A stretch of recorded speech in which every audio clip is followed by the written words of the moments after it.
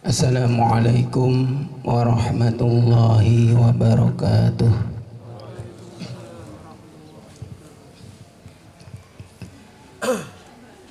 Alhamdulillahilladzi anzala ala abdihil kitaba wa lam yaj'al lahu 'iwaja qayyiman liyunzira ba'san shadidan min ladunhu wa yubashshiral mu'minin ويبشر المؤمنين الذين يعملون الصالحات أن لهم أجرا حسنا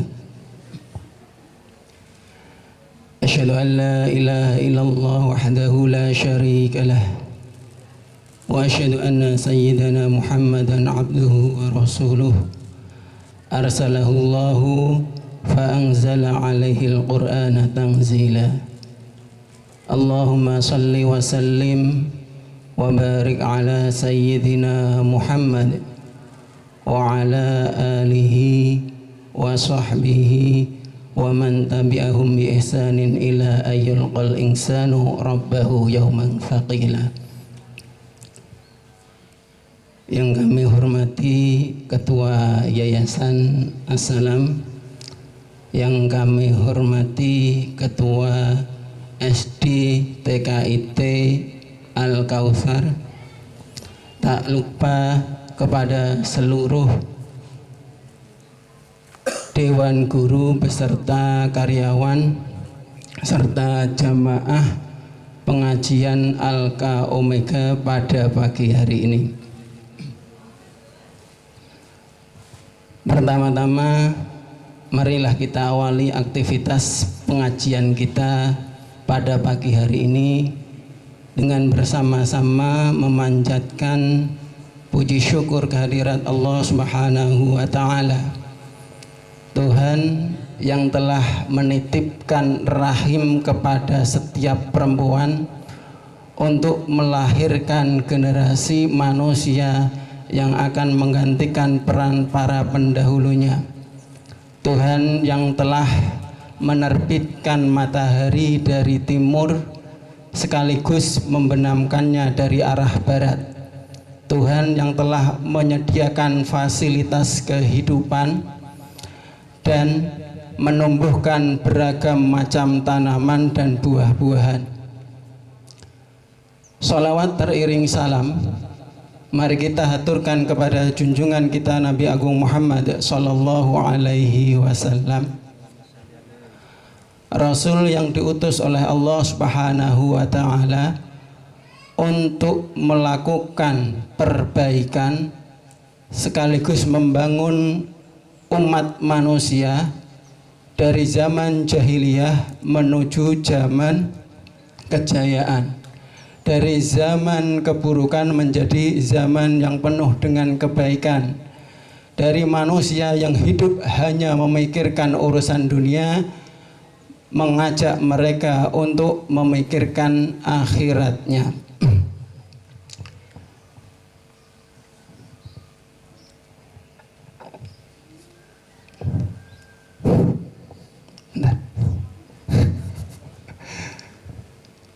Mohon maaf sebelumnya aja.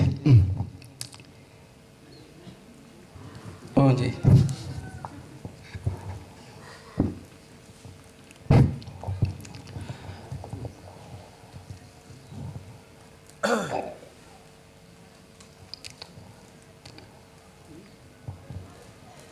Kita mulai pengajian pada pagi hari ini dari selembar kertas yang sudah saya berikan kepada panjenengan.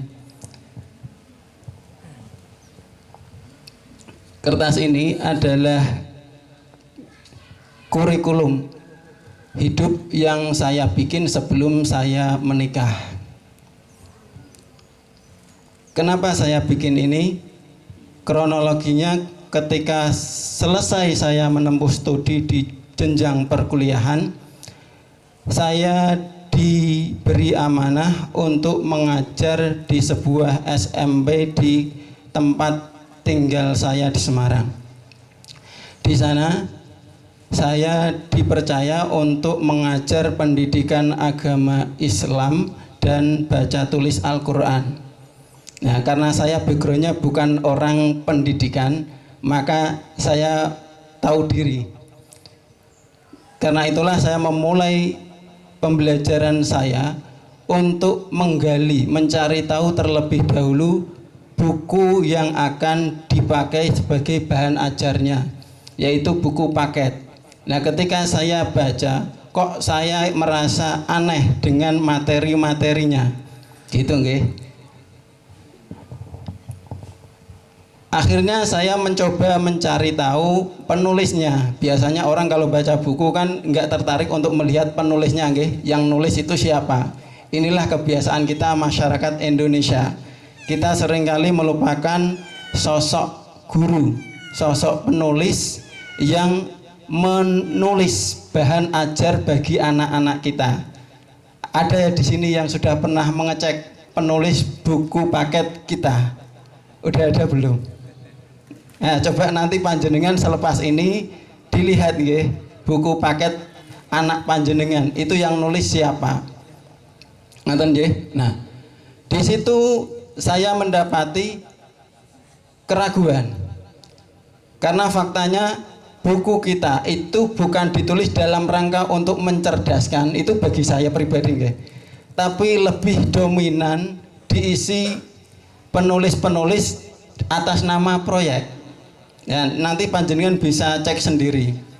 Nah, karena itulah dulu ketika saya mendalami parenting pertama kali, saya niatnya itu hanya ingin menyelesaikan problem saya pribadi. Bagaimana saya itu menyelesaikan, ya, memperbaiki hubungan interaksi muamalah saya dengan orang tua saya, sekaligus membantu adik saya menjadi anak yang lebih taat.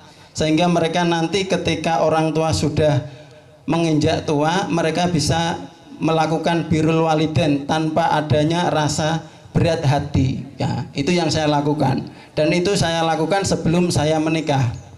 Nah, baru kemudian setelah itu saya mendapati masa di mana saya itu diminta untuk mengisi kajian tentang pendidikan Islam. Nah, dari sinilah kemudian saya mencoba mencari tahu pondasi-pondasi pendidikan agama Islam yang ada di dunia pendidikan kita.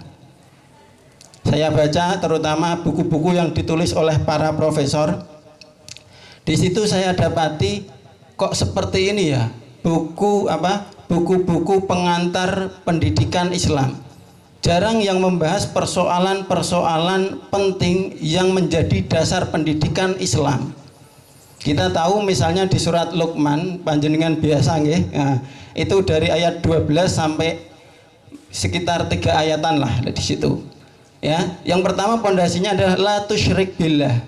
Dan ini tidak ada yang pernah menguraikan, tidak ada yang pernah menjabarkan. Kalaupun ada di sekolah itu hanya sebatas materi potongan saja, tidak ada detailnya seperti apa. Oke. Dan itu paling dibagi misalnya dari kelas 1 SMP sampai kelas 3. Setiap satu semester itu pembahasan satu rukun iman. Itu pun pembahasannya hanya beberapa lembar saja. Gitu nggih. Nah, akhirnya saya mulai untuk menulis ini. Menulis satu lembar ini. Kenapa saya menulis satu lembar? Karena saya ini sebenarnya backgroundnya kalau dibilang ustadz itu enggak, nggih. Saya memang sebenarnya membangun image diri saya itu sebagai seorang penulis. Nah, bukti kepenulisan saya itu saya wujudkan dalam sebuah karya dalam bentuk kurikulum kehidupan. Tadinya ini hanya untuk pribadi, tapi karena saya melihat kondisi di sekitar saya yang cukup memprihatinkan, maka saya mencoba untuk berani berbagi. Barangkali dengan apa yang saya berikan ini bisa membuka kesadaran panjenengan tentang bagaimana sebenarnya kita itu memulai pembelajaran anak-anak kita sehingga mereka menjadi generasi yang tidak akan mengecewakan kita di kemudian hari. Nggih. Nah, ini yang sering terjadi. Kita itu hanya merasa cukup anak kita itu belajar tentang agama tanpa pernah memastikan anak kita ini benar-benar sudah punya pondasi yang kuat dalam beragama atau belum, sehingga dengan bermodalkan kita sudah memasukkan anak kita di sekolah yang berbasis agama, mulai dari TK, SD, SMP, bahkan SMA, kita merasa itu sudah cukup. Ngoten nggih. Nah, padahal kalau panjenengan gali sejarah, di mana dulu guru parenting saya yang sekarang sudah almarhum itu mengingatkan saya untuk membangun pondasi dalam dunia pendidikan. Rasulullah itu membutuhkan waktu sekitar 13 tahun. Selama 13 tahun, ayat-ayat Al-Quran yang turun sebelum Rasulullah Shallallahu Alaihi Wasallam hijrah itu semuanya hanya berbicara tentang akidah, hanya berbicara tentang akidah. Tidak ada pembahasan-pembahasan lain kecuali hanya fokus dalam urusan akidah. Saking pentingnya ini, maka akidah harus diutamakan daripada pembelajaran Al-Quran. Nah, kalau kita dapati di buku-buku kita, pembelajaran tentang akidah Islam itu porsinya tidak lebih banyak daripada pembelajaran tentang Al-Quran. Padahal fungsi Al-Quran dan fungsi iman, mana yang harus didahulukan? Mana yang lebih penting antara iman dan Al-Quran? Iman. Saya pernah bertemu dengan seorang pelaksana proyek, kepala pelaksana proyek pembangunan rumah sakit. Ketika itu saya tanya, ngobrol sama beliau tentang bagaimana proses pembangunan rumah sakit. Untuk membuat bangunan pondasi rumah sakit itu tidak cukup 1 bulan. Berbeda ketika kita bangun rumah. Bangun rumah berapa lama? 1 minggu jadi biasanya ada yang sampai 2 minggu, paling lama biasanya 2 minggu nah, itu kalau rumahnya tingkat. Tapi untuk membangun pondasi rumah sakit, hotel tingkat 5 misalnya, itu butuh waktu berbulan-bulan, bahkan hampir mencapai 6 bulan, tergantung bagaimana teknik pembangunannya. Sedangkan kita, porsi kita untuk membangun pondasi pendidikan kita itu sangat rapuh. Itu sangat rapuh. Belum lagi ditambah hubungan yang kita bangun dengan keluarga kita, dengan anak-anak kita, itu tidak pernah kita pastikan seberapa kuat. Ini yang jadi persoalan kita saat ini, sehingga kita itu mudah kaget. Kita itu merasa kecewa ketika mendapati, oh, anak saya ternyata tidak sebagaimana yang saya harapkan. Kita pengennya, kata guru parenting saya itu, sekolah nanti pulang sekolah anak kita tiba-tiba jadi soleh, pulang dari pesantren tiba-tiba jadi soleh. Selalu seperti itu, tanpa tahu kita bagaimana menjadikan anak kita ini menjadi anak yang benar-benar nyaman bersama kita, gitu nggih. Nah, karena itulah kemudian mari kita melihat bagaimana Rasulullah Shallallahu Alaihi Wasallam memulai dakwahnya, bagaimana beliau ditempa oleh waktu sehingga menjadi pribadi yang siap untuk menjalankan risalah kenabian. Umur berapa kira-kira beliau diangkat jadi Rasul? Berapa? 40 ya. Kita seringkali membaca buku sirah itu hanya sebatas data mati. Ya. Bahkan tidak ada yang bisa kita ambil, kita gunakan, kita manfaatkan dari pengetahuan itu. Makanya saya pribadi membedakan mana orang berilmu dan mana orang berpengetahuan. Tidak bisa disamakan. Ya. orang berilmu itu beda dengan orang berpengetahuan. Karena apa? Karena di zaman sekarang ya, pengetahuan apapun mudah kita akses. Tapi kalau kita hidup di zaman tahun 90-an dulu, di mana belum mengenal internet, bahkan perpus zaman saya sekolah itu harus nunggu ada perpus keliling. Saya masih ingat betul itu bisa pinjam buku 1 minggu sekali. Itu ketika ada perpus keliling, kita itu berlomba-lomba untuk pinjam buku. Sedangkan sekarang buku sudah bertebaran di mana-mana, bahkan di HP kita sudah ada, tapi tidak ada yang mau baca. Bagaimana generasi kita, ya kan, saat ini itu tidak memiliki minat sama sekali terhadap pengetahuan-pengetahuan yang dulu sulit untuk didapatkan. Mereka tidak tahu rasanya bagaimana ketika kita mau berangkat sekolah harus nimba air terlebih dahulu. Okay? Mereka tidak tahu bagaimana susahnya kita menempuh perjalanan menuju ke tempat sekolah. Pondasi ini tidak pernah didapati oleh anak-anak kita saat ini. Di mana zaman kita jalan itu nggak semulus sekarang, nggak sebagus sekarang. Dulu orang mau naik motor kebut-kebutan ada berani, yang ada dia pasti jatuh, okay? Pasti mengalami kecelakaan. Nah faktanya zaman dahulu angka kecelakaan tidak lebih banyak daripada sekarang. Tapi kalau sekarang semakin jalan mulus, teknologi berkembang, teknologi semakin mudah, tapi kerusakan semakin besar.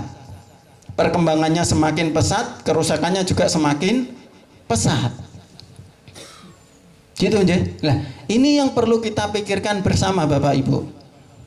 Nah, karena itulah hari ini saya akan memaparkan tentang kronologi apa yang telah saya pelajari sehingga saya berani menuliskan ini. Di situ saya kasih judul, urgensi pendidikan dalam Islam. Ini tidak akan saya bahas, tapi saya akan tunjukkan kenapa saya nulis seperti ini. Saya tulis dengan sebagai pengantar kurikulum dasar pembelajaran yang benar akan sistem pendidikan Islam, baik parenting, keluarga, sekolah, pesantren, lingkungan maupun dunia kerja. Dari pengalaman saya selama saya menjalani hidup sampai saat ini. Kenapa saya menulis ini? Karena guru parenting saya berwasiat sebelum beliau meninggal, jangan sampai dalam hidupmu kamu tidak menemukan misi hidup. Apa yang ingin kamu lakukan dalam hidupmu? Ingat, umur manusia itu terbatas. Rasulullah Shallallahu Alaihi Wasallam sudah mengingatkan kita, a'maru ummati ma baina sitina ila sab'in. Umur umat manusia sepeninggal Rasulullah Shallallahu Alaihi Wasallam itu hanya berkisar 60 sampai 70 tahun. Nah, kita lihat diri kita masing-masing. Apakah informasi semacam ini menjadikan kita menjadi pribadi yang lebih mawas diri, lebih bijak, ya kan? Menjadi pribadi yang lebih senang untuk berhati-hati ketika mau melangkahkan kaki menuju ke tempat yang akan kita kunjungi? Apakah menjadi pribadi yang lebih berhati-hati di dalam melafalkan sebuah niat? Kita mau ke sana niatnya mau apa? Karena akhir ya status hidup manusia itu ditentukan di hari apa mereka itu meninggal. Jangan panjenengan pikir kalau panjenengan sudah beramal 50 tahun, ya kan, masuk ke usia 51 tahun baru aja ulang tahun, mau pergi, tiba-tiba meninggal di tengah jalan, maka status panjenengan itu, yang terakhir itu, bukan yang ke belakang, yang sebelumnya, yang 50 tahun, meskipun panjenengan sudah beramal. Inilah kemudian pentingnya kita itu berhati-hati. Apakah di akhir penghujung hidup kita ini, kita nantinya akan mendapati diri kita jadi pribadi yang husnul khotimah atau enggak? Siapapun itu tidak bisa dipastikan apakah mereka nanti akan meninggal husnul khotimah atau enggak, ya kan? Belum lagi nanti ketika kita meninggal, ternyata selama hidup kita ada yang pernah kita bikin, ada yang pernah kita buat, dan itu menjadi sarana kemaksiatan, maka itu akan menjadi dosa jariah. Itu nanti akan jadi dosa jariah. Jadi selama perangkat, selama karya yang telah panjenengan bikin itu dipergunakan untuk kemaksiatan, panjenengan akan mendapatkan bagiannya di akhirat nanti. Maka pastikan ya, jangan sampai ada hal-hal buruk yang panjenengan tinggalkan ketika panjenengan meninggal. Misalnya panjenengan nyimpen yang buruk-buruk di HP, ya kan? Ya, sebelum panjenengan meninggal lebih baik, ya kan, hapus hal-hal buruk yang tersimpan di HP panjenengan. Begitu juga ketika nanti panjenengan dapati, okay, melihat anak-anak panjenengan ini hobinya lebih cenderung kepada arah kemaksiatan, suka bikin keburukan. Nah, nanti ketika panjenengan meninggal, harta panjenengan wariskan, artinya panjenengan sama saja memfasilitasi anak keturunan panjenengan untuk melakukan kemaksiatan. Ini diantara hikmahnya kenapa saya dulu belajar parenting. Makanya saya berpedoman kepada apa yang dilakukan oleh Ibnu Sirin, salah seorang tabi'in yang menjadi muridnya Abdullah bin Mas'ud ketika di Irak. Nah, beliau mengingatkan, berhati-hatilah kita ketika belajar ilmu, khususnya ilmu agama, karena ilmu itu adalah ilmu yang akan membimbing panjenengan kepada Tuhan. Nah, kalau orang yang punya ilmu saja tidak mendekat kepada Tuhan, tidak menjadikan dirinya menjadi orang yang soleh, tidak menjadikan dirinya orang yang semakin mendekatkan kita kepada Allah Subhanahu wa Ta'ala, maka apa fungsinya ilmu yang kita pelajari? Itu tandanya ilmu orang itu belum bisa mendekatkan dirinya kepada Allah Subhanahu wa Ta'ala. Bagaimana mungkin kalau orang yang punya ilmu saja tidak bisa mendekat kepada Allah Subhanahu wa Ta'ala dengan ilmunya, apalagi kita yang diajarinya. Maka ulama-ulama terdahulu itu kalau mau belajar, ya, itu selalu ngambil terlebih dahulu, ya kan, informasi-informasi tentang karakter kepribadian gurunya. Nah, ada sebuah kisah tentang Ibnu Abbas atau Abdullah bin Abbas. Beliau adalah salah seorang sahabat yang didoakan oleh Rasulullah Shallallahu Alaihi Wasallam, yang tafsirnya banyak dirujuk oleh para mufassir.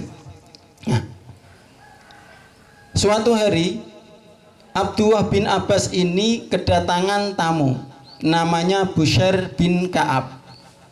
Bushair bin Ka'ab datang kepada Ibnu Abbas karena hendak memberitahukan, menyampaikan sebuah hadis yang baru saja beliau peroleh. Nah, tapi apa respon Abdullah bin Abbas? Beliau sama sekali tidak mau mendengarkan, apalagi menoleh. Kemudian tanya Bushair bin Ka'ab, penasaran, wahai sahabat Rasulullah, kenapa engkau enggan menengok kepadaku dan tidak mau mendengarkan hadis yang akan aku sampaikan? Nah, ketika ditanya seperti itu, Abdullah bin Abbas jawab, dulu ketika Rasulullah Shallallahu Alaihi Wasallam, terima kasih. Dulu Rasulullah Shallallahu Alaihi Wasallam ketika menyampaikan hadis, maka kami akan segera menoleh dan memperhatikan dengan seksama. Namun setelah bercampurnya manusia dengan keburukan dan kebaikan, kami melihat siapa yang menyampaikannya. Saking pentingnya kita melihat dari siapa kita mengambil ilmu. Abdullah bin Abbas menyampaikan itu.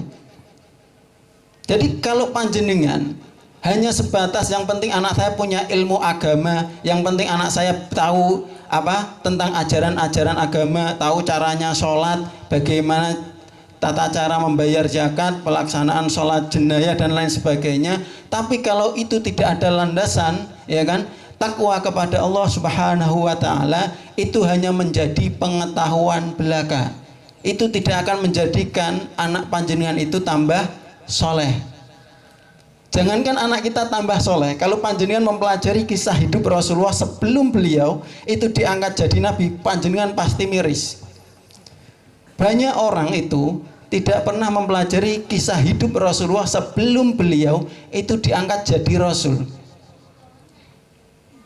Rasulullah Shallallahu Alaihi Wasallam itu sebelum diangkat jadi rasul menikah usia berapa? 25. Khadijah umur berapa? Khadijah umur 40. Kalau Khadijah umur 40 nggih Bapak Ibu, ya. Fakta membuktikan putra-putri Rasulullah semuanya lahir dari rahim Khadijah. Saya tanya, ya kan, janda umur 40 punya anak 7, itu peluang untuk hamil itu berapa persen? Umur 40 punya anak 7. Coba bayangin. Misalnya ya, setiap tahun 1 misalnya. Berarti ada berapa putri Rasulullah? Ada berapa? 7. Berarti tambah 7, 47 kan gitu. Nah, panjenengan itu suka melihat data, yang penting panjenengan tahu informasi ini, tapi panjenengan nggak mau menggali. Kenapa? Karena panjenengan itu tidak tahu bagaimana caranya, tidak tahu informasi semacam ini mau kita pakai untuk apa. Kan seperti itu, nggih. Nah, banyak orang itu merasa cukup, nggih. Cukup dengan berpengetahuan. Padahal pengetahuan itu informasi mentah. Informasi apapun yang kita peroleh, kalau tidak bisa berguna, kalau tidak bisa dimanfaatkan, itu tetap nilainya sampah. Itu tetap nilainya sampah, nol, tidak ada fungsinya. Ngoten nggih. Nah, anak panjenengan belajar akhlak, pulang ke rumah akhlaknya belum ada. Kira-kira ya kan, nilai 9 atau nilai bagus nggih, yang anak panjenengan miliki itu artinya apa? Kalau panjenengan tahu, bukankah kita selalu senang, bangga kalau anak kita itu nilainya bagus di rapot kan? Nggih. Nah, ini yang jadi persoalan kita saat ini. Lantas bagaimana kita menyelesaikan problem-problem ini gitu, nggih. Jadi kalau panjenengan baca sejarah, hati-hati, nggih. Apakah ini bisa dinalar atau enggak? Bisa pahami dengan kehidupan normal atau enggak? Kalau panjenengan gali referensi tentang berapa umur Khadijah, maka panjenengan akan dapati ya, pendapat terkuat usia Khadijah ketika menikah dengan Rasulullah itu 28. Bahkan ada yang bilang Khadijah itu belum pernah disentuh oleh suaminya. Nah, panjenengan gambarannya ketika Rasul menikah sama janda umur 40 tahun, kira-kira akhirnya yang terdeskripsi dalam benak kita ya seperti itu. Makanya kita melihat sosok Rasul itu ya anak muda nikah sama janda gitu kan. Ini uniknya kita. Nah, sebelum Rasul diangkat jadi Rasul, Rasul itu punya anak. Anak pertama Rasul namanya siapa? Anak Rasul pertama namanya siapa? Nah, panjenengan ini dah lama belajar tentang Islam tapi nggak tahu anaknya Rasul. Sinten, Bu? Ibu-ibu harus tahu ini. Putri Rasulullah yang pertama siapa? Zainab. Nah, kalau panjenengan baca tentang kisah Zainab, panjenengan pasti miris. Kenapa? Karena Zainab ini menikah dengan orang non-muslim. Apa penyebabnya? Penyebabnya gara-gara Rasulullah diangkat jadi nabi. Jadi gara-gara Rasulullah jadi nabi, anaknya jadi janda. Coba kalau sekarang dibahasakan atau kalau sekarang itu digambarkan sebagaimana panjenengan diangkat jadi pimpinan, tapi istri panjenengan nggak berkenan, kemudian milih untuk cerai. Gimana perasaan panjenengan? Coba. Jadi jangan panjenengan hanya sebatas tahu, oh Rasul itu nasib buruknya itu ketika kecil sudah ditinggal. Itu yang banyak tertulis di buku. Tapi kita tidak pernah mengikuti episode lengkap Rasul dari lahir, bahkan sebelum lahir sampai beliau meninggal. Panjenengan juga tidak pernah tahu kenapa Khadijah kok mau nikah sama Rasulullah. Khadijah itu adalah perempuan yang punya cita-cita untuk menikah dengan calon nabi. Ini hebatnya Khadijah. Nggak sembarangan dia itu nyari suami. Dari mana Khadijah tahu? Khadijah itu menggunakan tenaga ahli. Siapa? Waraqah bin Naufal, pamannya. Lah kita nikah, ya kan? Mengandalkan apa? Pilihan anak kita. Nanti minta apa? Tiba-tiba minta jadi anak yang soleh. Gimana caranya? Kita nggak punya pondasi, nggak punya kesiapan mental. Khadijah tahu resiko nanti jadi istri seorang Rasul seperti apa. Khadijah tahu. Lah panjenengan nikah sama suami panjenengan sudah siap resiko apa belum? Saya nikah pertama kali itu saya itu pastikan terlebih dahulu Bapak Ibu sama istri saya. Makanya saya itu sampai sekarang belum memutuskan untuk punya anak. Sampai sekarang ini baru jalan 3 tahun. Nah harusnya saya itu kalau ngikuti sebagaimana ajaran Rasul, nanti ketika usianya sudah 15 tahun, yaitu 25 sampai 40, baru saya itu berdakwah di masyarakat. Makanya ketika saya pertama kali disuruh pegang mic, tepatnya di bulan puasa kemarin Bapak Ibu, saya baru pertama kali pegang mic karena latar belakang saya itu penulis.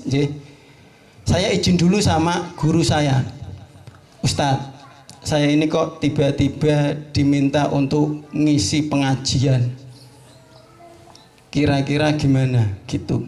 Saya minta pertimbangan. Oh kalau gitu ya udah gitu kan.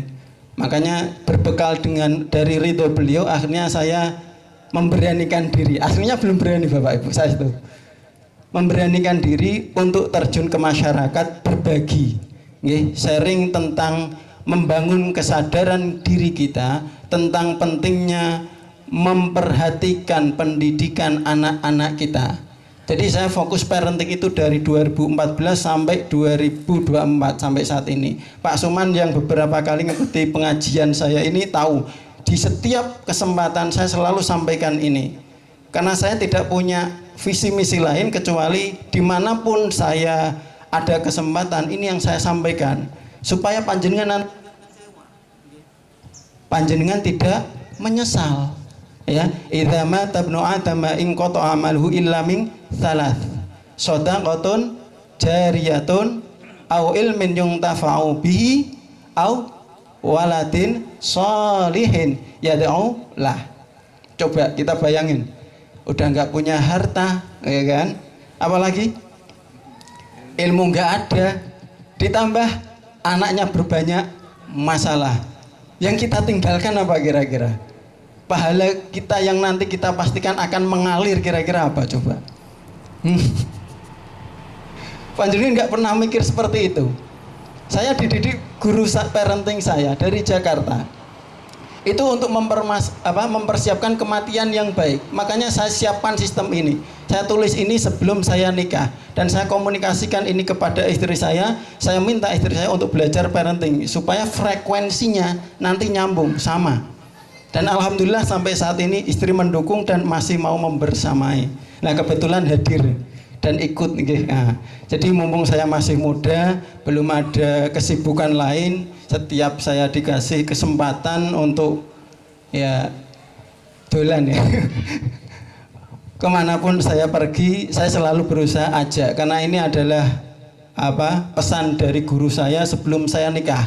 Selagi memungkinkan istri untuk ikut, ajak, jangan sampai ditinggal. Itu sunnah Rasulullah yang saat ini jarang diterapkan bapak-bapak. Iya, bahkan banyak ya bapak-bapak sekarang yang merasa aman meninggalkan istrinya di rumah. Guru saya dulu ketika pertama kali bangun rumah, itu saya disuruh memantau bagaimana kondisi rumah saat beliau itu keluar. Kebetulan beliau itu setiap hari Rabu Kamis beliau ngajar di Pekalongan. Jadi perjalanan dari Pekalongan, dari Semarang ke Pekalongan, beliau itu biasanya nginep karena harus ngajar Rabu sama Kamis. Nah, saat Rabu itulah saya diminta untuk jaga rumah. Di situ saya belajar, oh ternyata kondisinya seperti ini, rumah tanpa lelaki itu kayak gini. Maka saya yakin rumah itu harus ada lelakinya, sekalipun itu anak-anak, itu jauh lebih baik. Ya, rumah sekalipun banyak perempuannya, ya kan, tapi kalau tidak ada laki-lakinya tetap bermasalah. Itu yang diajarkan guru saya. Nah, saya dibimbing sama beliau menjalani rumah tangga itu dengan melihat cara beliau itu menjalani rumah tangga. Hampir 20 tahun saya melihat beliau itu menjalani rumah tangga. Makanya ketika saya nikah, oh saya udah siap ini. Jadi yang saya lakukan itu seperti orang mau mendirikan sebuah lembaga. Malam pertama saya itu menjalani aktivitas, itu saya bikin ADART. Saya bikin ADART. Kenapa? Ketika orang nikah, dia belum ada lembaganya. Kalau panjenengan misalnya melakukan regenerasi atau pergantian pengurus, aturannya sudah ada, sudah dibikin, tinggal dilaksanakan. Sehingga setiap ganti pemimpin tidak perlu bikin aturan baru. Maka pemimpin gila ketika dia itu ya kan diangkat jadi pemimpin mengganti aturan-aturan sebelumnya. Yang boleh diganti itu bukan aturannya, bukan ADART-nya, tapi programnya. Bagaimana visi misi itu direalisasikan. Orang ganti kepemimpinan, visi misi diganti, ya nggak akan pernah jalan. Yang ada generasinya tidak akan pernah terbangun. Ini yang menyebabkan kenapa banyak penyimpangan di dalam setiap lembaga-lembaga, bahkan ormas. Saya kebetulan dulu ketika kuliah itu adalah aktivis sampai tingkat nasional. Jadi saya memang ketika saya itu kuliah saya fokus di aktivis. Ya demo di jalanan, ya juga jadi wartawan kampus. Itu yang saya lakukan. Nah, dari situlah kemudian saya menulis ini. Nah, kenapa? Karena di sini saya ingin menyampaikan kepada generasi-generasi di bawah saya khususnya dan mengingatkan kepada orang tua, jangan sampai panjenengan itu tidak bisa memberikan pesan terakhir sebelum panjenengan meninggal, atau setidaknya ketika panjenengan akan menikahkan anak putra putri panjenengan kepada lelaki lain. Nah, apa yang selama ini tidak tersampaikan oleh para orang tua yang saya temukan itulah yang kemudian saya tuliskan. Nah, dari pembelajaran parenting saya selama kurang lebih 10 tahun itulah, ketika saya mempelajari tentang parenting nabawiyah, saya mendapati sisi-sisi kemanusiaan Rasulullah yang sebenarnya bisa dengan mudah kita ikuti, bisa dengan mudah untuk kita amalkan dalam kehidupan. Cuman masalahnya, bedanya panjenengan itu selama ini belajar dari orang-orang yang memilih cara beragama yang super maksimal atau super ideal. Itu yang kita ambil. Kalau cara beragama semacam itu diterapkan di zaman Rasulullah, tidak ada orang yang mau meluk Islam, tidak ada orang yang mau ikut Rasulullah. Kenapa? Karena standar kita di dalam menentukan ukuran ibadah kita itu nanti akan menjadi pertanggungjawaban. Ingat, manusia itu ada pasang surutnya. Tidak mungkin dalam satu hari atau satu minggu kita itu selalu dalam keadaan prima. Rumah tangga juga sama. Tidak mungkin selalu kita dalam keadaan normal.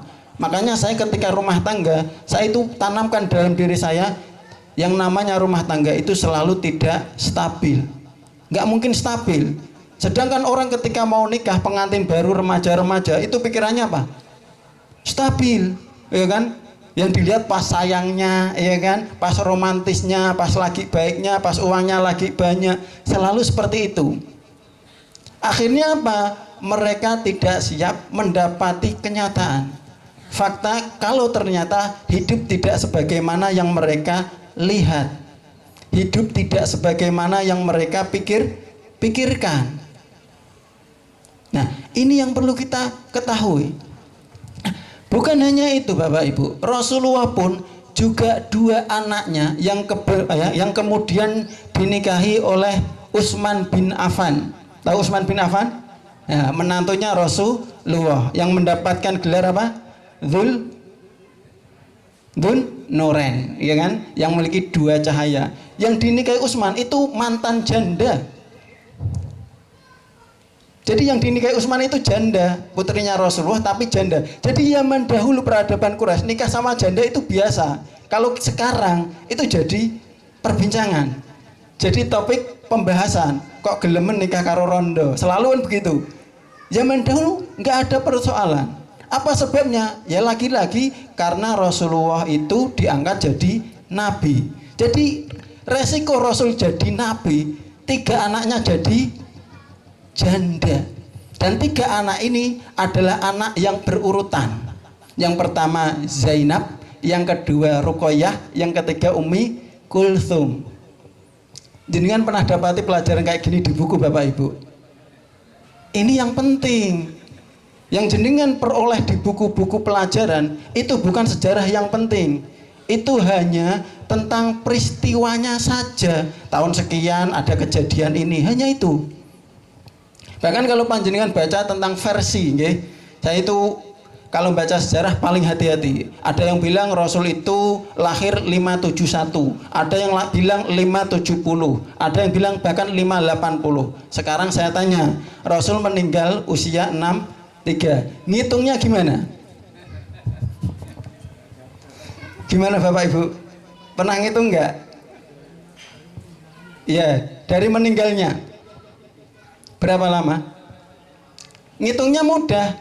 Ngitungnya apa? Rasul diangkat jadi Rasul 40, ya kan? Menyampaikan wahyu 23 tahun. Oh, 40 tambah 23. Sekarang saya tanya, ketika Rasul lahir itu udah ada kalender Hijriah atau belum? Nah, tiba-tiba Rasul usianya 40, setelah itu dihitung pakai tanggalan Hijriah. Kita tahu, ya kan? Patokan antara tanggal Hijriah dalam 1 bulan dengan Masehi beda. Dalam 1 bulan, ya kan, tanggalan Masehi itu ada yang 31. Jumlahnya bukan hanya 1 bulan aja, kan gitu nggih? Tapi kalau yang Hijriah rata-rata semuanya 30. Ada yang 29 kalau pas Ramadan, biasanya gitu. Mana yang mau panjenengan pegang? Mana yang mau panjenengan jadikan sebagai patokan? Makanya sejarah itu ditulis oleh sang pemenang. Kalau panjenengan nggak bisa nulis, panjenengan tidak akan bisa menorehkan sejarah. Kalau panjenengan nggak berkarya, panjenengan pasti akan mudah dilupakan, mudah ditinggalkan. Kenapa? Karena tidak ada apa-apanya, tidak ada bukti panjenengan pernah hidup ada di dunia ini. Kalau Pak Junaidi Abdullah tidak pernah bikin yayasan ini, kira-kira siapa yang masih ingat? Siapa kira-kira? Nggak ada. Maka jangan merasa aman panjenengan itu, ya kan, meninggal tanpa meninggalkan peninggalan yang baik, warisan yang baik. Dan ini disiratkan di dalam Al-Quran, surat Al-Baqarah ayat 180 tentang wasiat. Wasiat itu wajib hukumnya bagi panjenengan semua. Jadi tidak ada alasan panjenengan miskin, panjenengan nggak punya uang, nggak punya ilmu. Ada ilmu yang bisa panjenengan berikan kepada anak-anak panjenengan. Misalnya, ya kan, panjenengan wasiat sama anak keturunan panjenengan, rumah tangga yang baik, yang rukun, anak dijaga, dirawat dengan baik. Itu bisa. Sehingga yang terkenang sebelum panjenengan meninggal di anak keturunan panjenengan, oh, bapak ibu sebelum meninggal itu sudah wanti-wanti, sudah ingatkan kita, gitu. Jangan selalu yang dipikir kalau wasiat itu selalu harta mulu. Enggak seperti itu Bapak Ibu. Oke. Nah, apa yang pertama kali perlu kita pelajari? Ya. Diriwayatkan dari sahabat muda namanya Jundub bin Junadah, ya, Jundub bin Junadah. Ini salah satu sahabat muda, usianya kurang lebih 16 tahun. Oke. Kunna ma'an Nabi sallallahu alaihi wasallam fata'allamna al-iman qabla an nata'allama al-Qur'an. Thumma ta'allama al-Qur'ana fazdad bihi imana. Rasulullah sallallahu alaihi wasallam itu mengajarkan pondasi iman terlebih dahulu kepada seluruh sahabatnya sebelum mengajarkan tentang Al-Qur'an. Nah, cuman karena kurikulum imannya ini saja belum ada, makanya saya tergerak untuk untuk menulis tentang kurikulum bagaimana membangun iman, ya kan, anak-anak kita. Khususnya apa? Saya pribadi. Jadi saya nulis ini untuk kalangan pribadi. Ini kurikulum keluarga yang saya siapkan setelah 10 tahun saya belajar tentang parenting. Nah, jadi panjenengan bisa lihat Sabbihisma rabbikal a'la. Kita hubungkan dengan wahyu pertama yang diterima oleh Rasulullah. Ya, Iqra bismi rabbikal ladzi khalaq. Ada kata Rob, ada kata Kholak. Kalau rata-rata orang, ya kan, memahami ayat ini, itu selalu yang dibahas Iqra mulu, ya kan. Tapi melupakan Rob, melupakan Kholak. Padahal kalau kita sadar, tadi saya kenapa di pembukaan ngomong tentang rahim. Semua manusia itu berasal dari rahim. Ada yang enggak berasal dari rahim? Ngacung. Ada enggak? Hah? Tidak ada, ya kan? Fa'amalat hufanta badat bihi makanan qasiyya, ya, di surat Maryam ayat 23 ada di situ. Setiap perempuan itu adalah tempat dimulainya setiap janin manusia. Nah, makanya ada kata kholaqo. Kholaqo itu dari mana kamu berasal? Oh, dari ibu saya. Apa statusnya orang yang melahirkan kita? Namanya Rob. Itulah Rob maknanya. Jadi di dunia Rob kita itu siapa? Orang tua kita. Itu paling mudahnya. Tapi kalau di alam semesta ini, siapa yang akan jadi Rob kita? Bukan hanya di dunia tapi di akhirat, Allah subhanahu wa ta'ala.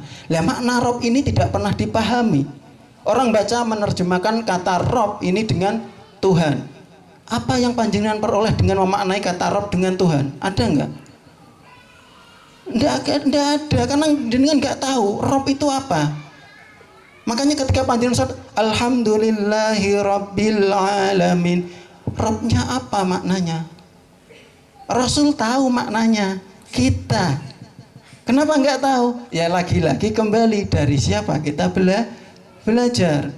Padahal dengan menjelaskan makna Rob dan Kholaqo, kita bisa membuat anak kita itu, menanamkan dalam dirinya itu menjadi anak yang benar-benar ngerti siapa orang tuanya, seberapa besar peran hidupnya bagi hidupnya.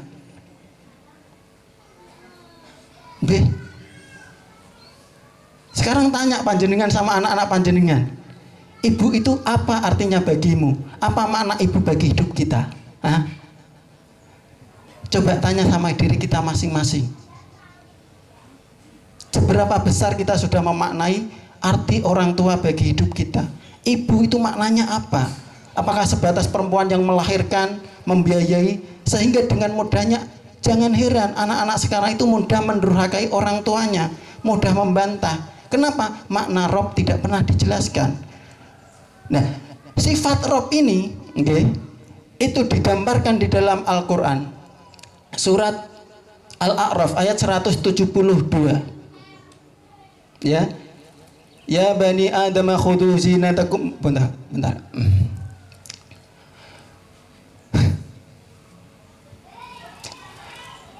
Qalu bala. Alastu bi rabbikum qalu bala syahidna. Nah, gitu ya. Nah, dan kita kalau menuju kalau kita itu selalu butuh pertolongan, butuh bantuan, ingat, redaksi di Quran itu tidak ada Allahumma. Cari panjenengan redaksi Quran yang menggunakan kata Allahumma, ada enggak? Enggak ada. Tapi menggunakan kata Rob. Rabbana, misalnya di surat Ibrahim ayat 37. Rabbana inni askantu min dzurriyyati biwadin. Rabbana hablana min azwajina. Semuanya Rob. Kenapa? Karena kita tahu, orang yang ngerti, Oh, Rob itu adalah sebagaimana saya minta sama ibu. Ibu itu adalah orang yang paling tidak tega ketika anaknya minta sesuatu. Jadi apa mboten, Bu? Laras? Nah, jadi kalau anak butuh sesuatu itu bilangnya sama ayah sama apa sama ibu. Lah, yang terjadi sekarang seberapa besar, ya kan? Perhatian kita memastikan kedekatan antara ibu dan anaknya. Makanya persoalan kedekatan ayah dan ibu ini menjadi pembahasan ulama-ulama kontemporer. Imam Mutawalli Asy'arawi di dalam tafsirnya itu membahas tentang seorang ibu yang pergi bekerja, pergi bekerja dan memberikan susu formula kepada buah hatinya. Ketika seorang ibu tidak memberikan ASI secara penuh sebagaimana di dalam Al-Quran surat Al-Baqarah 233, maka itu adalah awal, ya kan, cikal bakal anak itu nanti akan mendurhakainya di masa depan. Itu kata Mutawalli Asy'arawi. Beliau adalah mufasir yang menjadi rujukan para mufasir kontemporer. Dan tafsir beliau adalah tafsir yang saya jadikan pegangan dalam hidup. Ini Syekh Mutawalli Asy'arawi. Jadi kalau saya ngomong seperti ini artinya saya menjalankan. Saya tidak ingin apa yang saya sampaikan itu sebatas retorika. Karena kalau mau ceramah gampang Bapak Ibu. Sekarang di YouTube banyak materi. Kalau zaman dahulu mau ceramah itu harus benar-benar mengandalkan ilmunya, ya kan? Dari hasil pembelajaran. Sekarang enggak, tinggal ketik, lihat misalnya Ustadz Adi Dayat, Ustadz Abdus Somad, selesai, sampaikan di mimbar. Nah saya nggak mau seperti itu karena saya ingin saya punya visi misi. Nah, meskipun di beberapa kesempatan baru kali ini saya bisa berbicara tentang parenting secara penuh, dan saya mengucapkan terima kasih kepada Pak Suman yang sudah memberikan ruang di sini bagi saya untuk menyampaikan apa yang sudah lama saya tulis dan menjadi perhatian saya dari 2014 sampai sekarang. Nah, saya tidak tahu apakah nanti dari apa yang saya siapkan, saya bukan hanya menyiapkan tulisan, tapi tulisan itu adalah bukti saya ingin membangun sistem. Karena orang nulis, dia itu sedang membangun struktur. Dimulai dari struktur berpikir, struktur menata, bagaimana caranya dia itu memprioritaskan mana yang harus didahulukan, mana yang harus ditaruh di belakang. Nah, faktanya urusan-urusan akhlak nanti ketika apa? Ketika mereka sudah di Madinah. Itu baru namanya periode Madaniyah. Jadi sekarang kita itu kalau mau membangun generasi kita, mulailah dari fase Mekah, Makiyah, yaitu fase pembangunan akidah. Okay. Salah satu caranya kita bermula dari awal surat Al-Baqarah, ayat surat Al-Fatihah. Saya nggak kebayang kalau di awal surat Al-Quran Al-Fatihah itu nggak ada kata Rob, maka ya kan apa jadinya, ya kan, orang itu memaknai Allah Subhanahu wa Ta'ala. Jadi saya tidak pernah fokus atau tidak pernah berkutat pada urusan fikih, nggak pernah saya, karena saya mempelajari periode sejarahnya. Jadi gini Bapak Ibu, kalau panjenengan mau tahu, di dalam Al-Quran di surat Al-Baqarah ayat 2 Allah menyatakan dzalikal kitabul la raiba fih hudal lil muttaqin. Rata-rata yang saya dapati orang ketika menerjemahkan kata iman, ya kan, itu selalu berkaitan dengan gaib. Alladzina yu'minuna bil ghaib. Ghaib itu diartikan setan, malaikat, Allah Subhanahu wa Ta'ala dan lain sebagainya. Mereka nggak tahu. Padahal di ayat setelahnya, tepatnya di ayat keempat itu, ya, ada ayat walladzina yu'minuna bima unzila ilaika wa ma unzila min qabli. Sekarang saya tanya, misalnya saya dilihat di sini ada yang sakit, ya kan? Kira-kira panjenengan tahu nggak penyebab sakitnya? Tahu napa mboten Bapak Ibu? Nggak tahu. Artinya itu gaib. Sesuatu yang tidak kita ketahui. Jadi sejarah itu adalah gaib. Karena itulah isi Quran sepertiga bahasnya tentang sejarah. Karena Quran bahasnya hanya sejarah saja.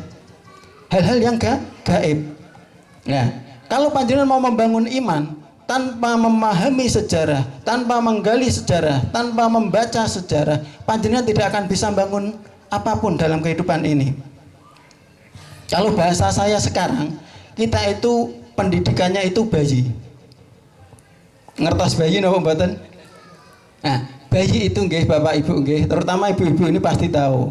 Bayi itu adalah pribadi yang lebih mementingkan, memprioritaskan mencari kebutuhan dibanding keinginan. Tapi dia tidak tahu, hanya diberi insting oleh Allah Subhanahu wa taala untuk meminta kebutuhannya. Sedangkan ketika anak kita sekolah, yang dia pelajari, yang dia cari itu kebutuhan atau keinginan?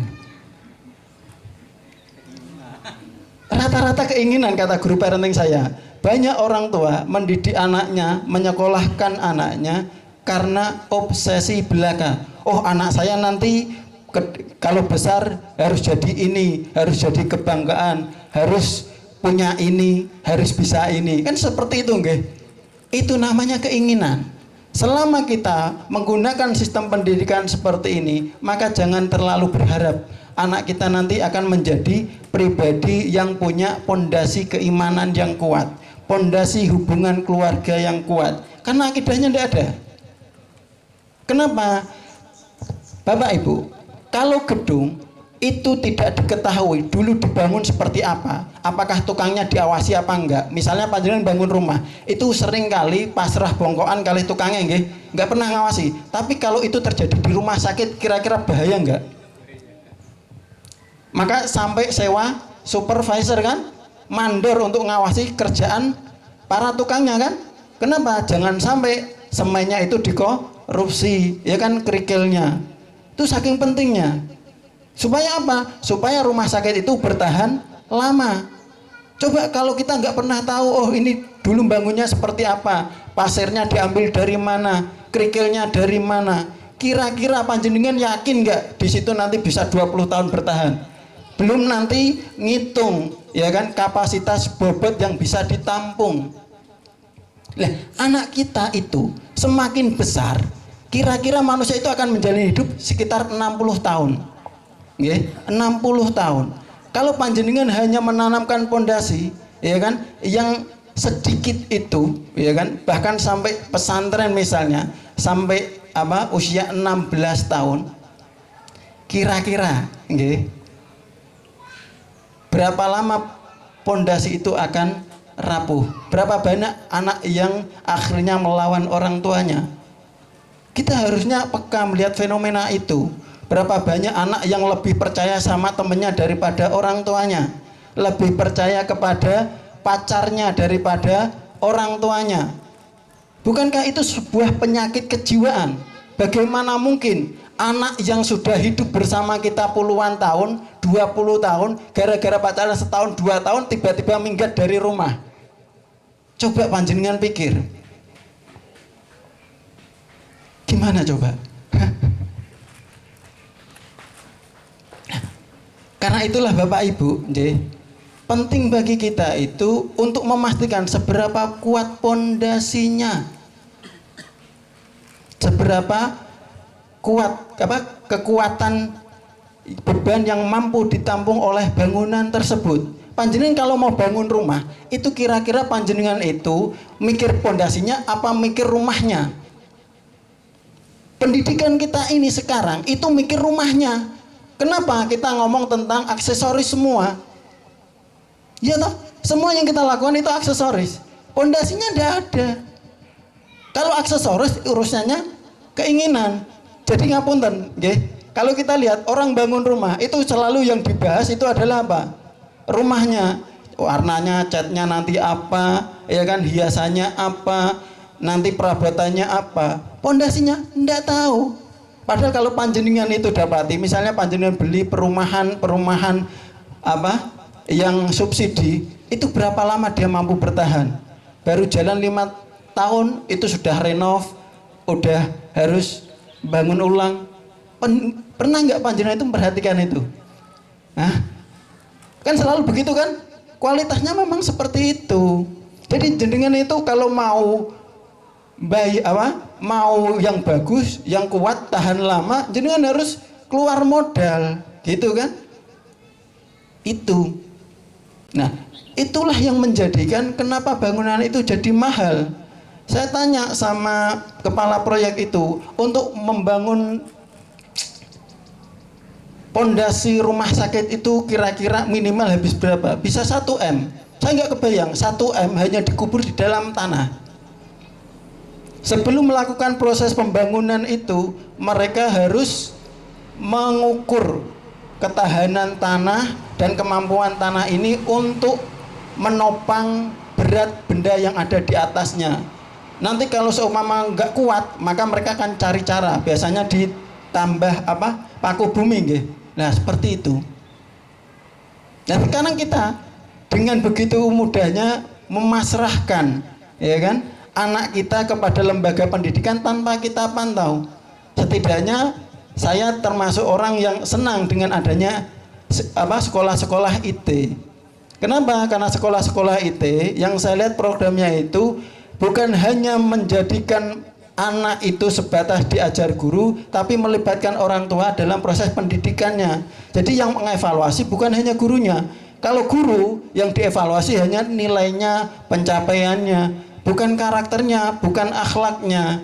Sedangkan yang kita nilai selama ini selalu berkaitan dengan IQ, intelektual. Ya kan, SQ-nya tidak ada. Padahal kalau panjenengan baca buku-buku tentang penelitian, kecerdasan itu setidaknya ada 8 yang sudah ditemukan. Nah, panjenengan fokusnya di IQ. Itu 1/8, Bu. Ya, 1/8 atau 1/10 ya, 1/10 dari kecerdasan-kecerdasan yang ada. Yang pertama itu adalah pondasinya. Baru setelah itu, ya kan, adalah Al-Qur'an. Ya, setelah itu Al-Qur'an. Kita sampai jam berapa, Bapak Ibu? Oh, astagfirullahaladzim. Ngapunten, nggih. Saya terlalu menikmati, nggih. Jadi nggak sadar dengan waktu. Kiranya itu dari saya. Barangkali ada yang mau ditanyakan sebelum saya akhiri. Monggo. Ada? Kalau tidak ada, saya cukupkan, ya. Kurang lebihnya mohon maaf atas waktu yang sudah terlewat. Mari kita akhiri doa pengajian pada pagi hari ini dengan doa kafaratul majelis bersama-sama. Subhanakallahumma bihamdika asyhadu an la ilaha illa anta astaghfiruka wa atubu ilaik.